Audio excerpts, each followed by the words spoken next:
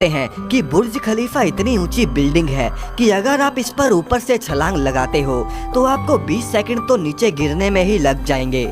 इस बिल्डिंग में 200 फ्लोर्स हैं, जिसमें 140 फ्लोर्स ही हैबिटेबल हैं और ऊपर के बाकी फ्लोर्स तो सिर्फ टेक्निकल यूज के लिए हैं। दोस्तों, इस बिल्डिंग को बनाने में ऐसी एडवांस टेक्नोलॉजी, ऐसे इंजीनियरिंग दिमागों का इस्तेमाल हुआ है जो कि शायद ही आज तक किसी बिल्डिंग में इतनी इंजीनियरिंग इस्तेमाल हुई हो।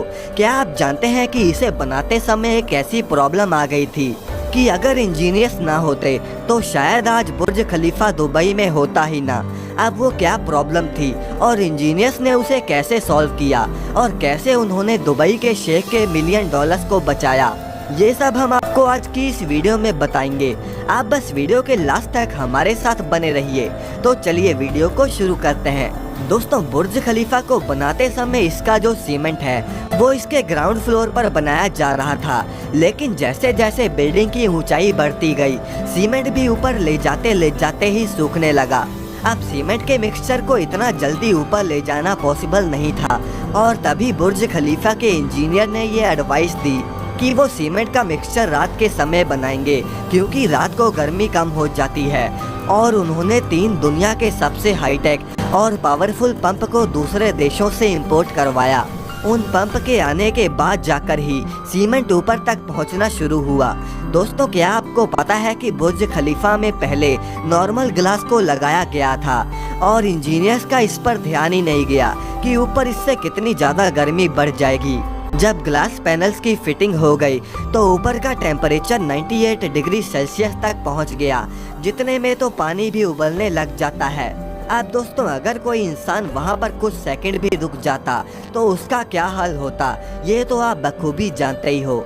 इस केस में अगर एयर कंडीशनर का इस्तेमाल किया जाता तो बिजली का खर्चा 10 गुना बढ़ जाता, जो कि बिल्कुल भी एफिशिएंट नहीं था।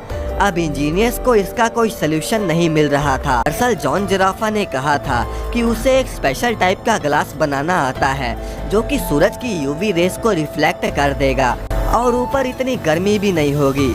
अब उस एक ग्लास के पैनल की कीमत $2000 थी और पूरी बिल्डिंग में टोटल 24,000 पैनल लगने वाले थे, जिनकी टोटल वैल्यू हुई करीब 3 से 4 अरब डॉलर्स में चली जाती।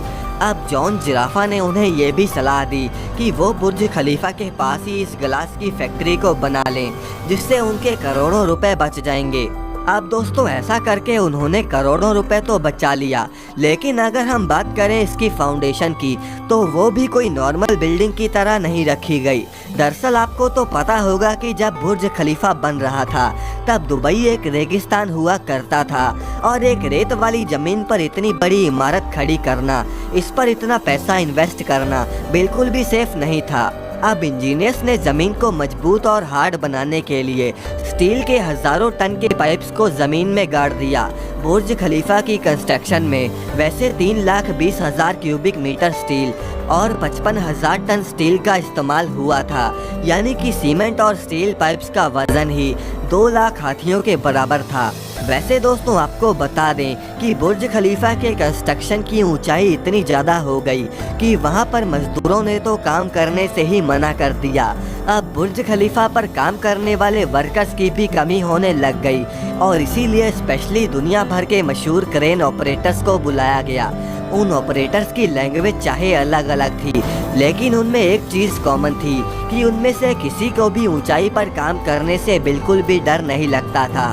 दोस्तों, वैसे जब बुर्ज खलीफा बनकर तैयार हो गया तो उसके ऊपर कंस्ट्रक्शन के समय इतनी धूल मिट्टी जम गई कि उनको साफ करना काफ़ी मुश्किल काम हो गया था।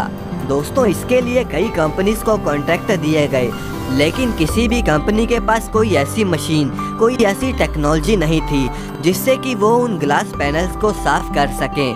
अब फाइनली उन्होंने मजदूरों को ही बुर्ज खलीफा से लटकाकर ग्लास पैनल्स को साफ करवाना शुरू कर दिया और आज भी बुर्ज खलीफा की सफाई ऐसे ही करी जाती है।